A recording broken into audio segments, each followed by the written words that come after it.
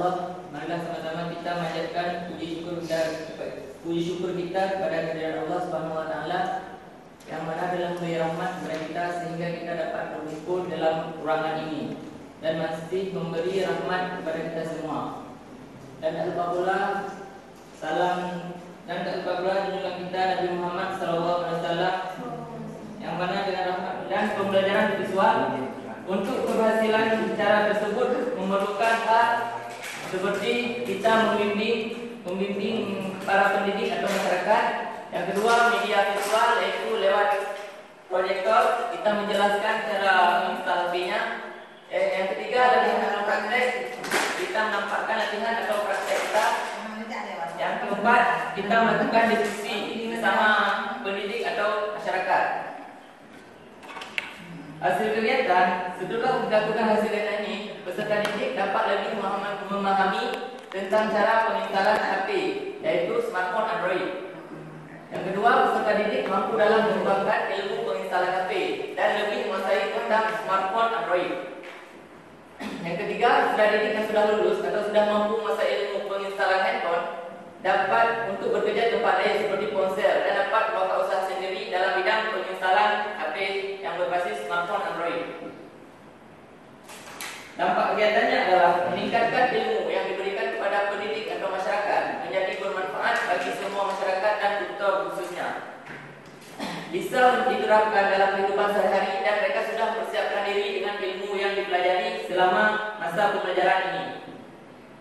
Meningkatnya kemampuan masyarakat terhadap pengembangan teknologi penginstalan HP, yaitu terpenuhi kebutuhan dana dalam melanjutkan usaha. Misalnya dia ingin membuka sebuah usaha dan usaha sendiri dalam penginstalan HP.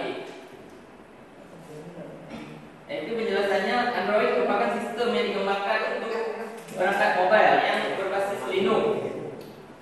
Yang kita pakai sekarang ini adalah smartphone, pintar seperti komputer tablet, operating system yang populer akhir-akhir ini.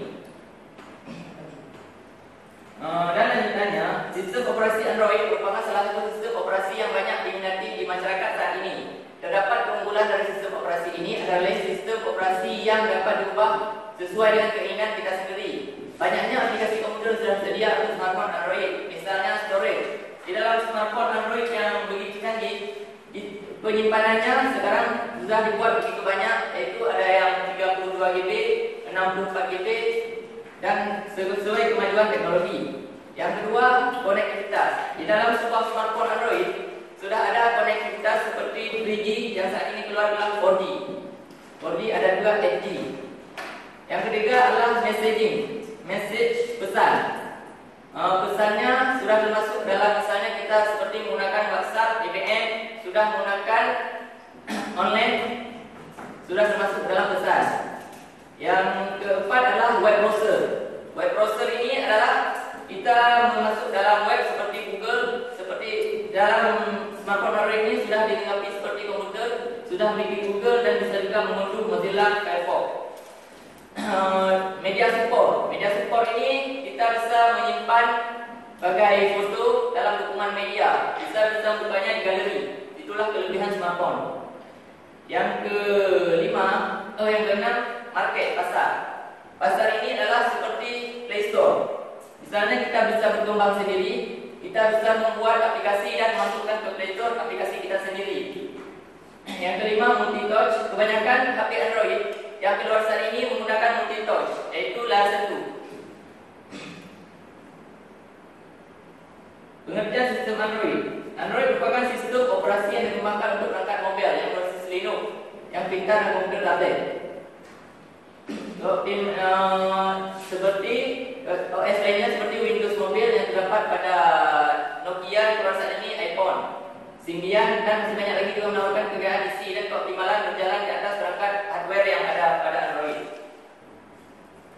Oke, cara menginstalnya itu sangat mudah. Yaitu caranya kita harus menyimpan semua data yang ada pada HP kita ke kartu memori. Karena HP yang saat ini sudah dilengkapi dengan kartu memori. Caranya adalah kita harus matikan HP kita terlebih dahulu. Lalu tekan tombol power bersamaan dengan tombol volume atas dan bawah sesuai dengan HP Android yang kita punya. Banyak HP Android yang menggunakan tombol power dengan di atas.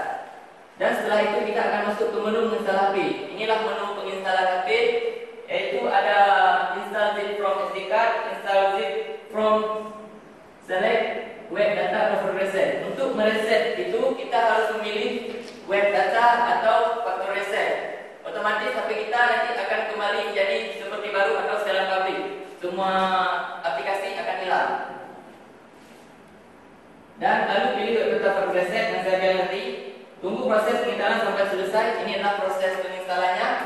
Dan setelah penginstalan loadingnya sekitar 5 menit, maka kita akan masuk ke dalam selamat datang. Pertama, sebagaimana setelan pabrik yang pertama HP kita beli.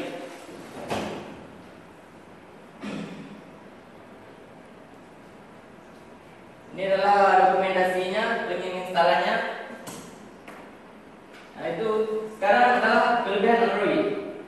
Kelebihan Android adalah penggunaan yang desain mudah pada fitur-fitur aplikasi serta tidak sulit untuk dipahami. Penggunaan dapat dengan bebas untuk memilih aplikasi yang mana saja yang ingin digunakan. OS Android memiliki keunggulan dibandingkan dengan sistem operasinya, seperti salah satunya iOS. iOS itu sudah digunakan pada iPhone, di mana iOS hanya dapat menggunakan produk dari Apple sendiri. Adapun Android dapat digunakan berbagai merek smartphone seperti Samsung, Sony Ericsson, Motorola, dan HTC, dan Samsung produk Cina lainnya. Kekurangannya adalah Android ini baterainya cepat habis karena dibandingkan OS lainnya, menyebabkan banyak proses berjalan secara background yang membuat energi baterai menjadi cepat habis, apalagi kita mengaktifkan data paket kita. Yang kedua, terdapat banyak aplikasi Android dapat digunakan secara gratis. Kalau seperti Apple, iOS, mereka menggunakan bayaran pada aplikasi, membeli aplikasi. Kalau Play Store menggunakan secara gratis. Akan tapi seringkali pada aplikasi yang digunakan akan memunculkan iklan cukup mengganggu. Perlu koneksi internet di PRS. Hal ini berangkat siap untuk online sesuai dengan kebutuhan.